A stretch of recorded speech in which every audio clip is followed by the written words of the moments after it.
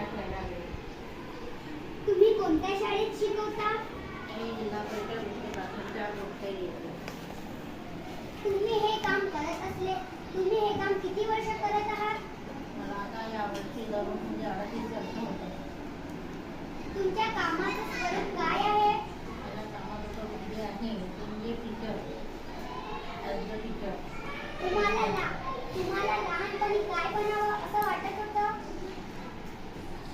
लहानपणी काय बनावं असं नाही, पण मी माझ्या स्वतःच्या पायावर उभी राहील हा माझा पहिल्यापासूनचा मी अगदी विचारायला करतानापासून माझा संकल्प होता की मी स्वतःच्या पायावर उभी राहून काहीतरी करेन. तुम्ही मला व माझ्या मित्रमैत्रिणींना कोणता संदेश द्याल?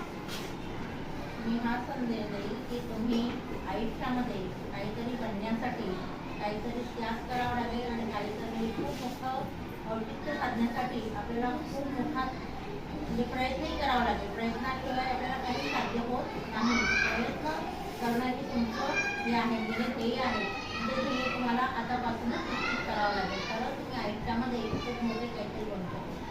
थँक्यू.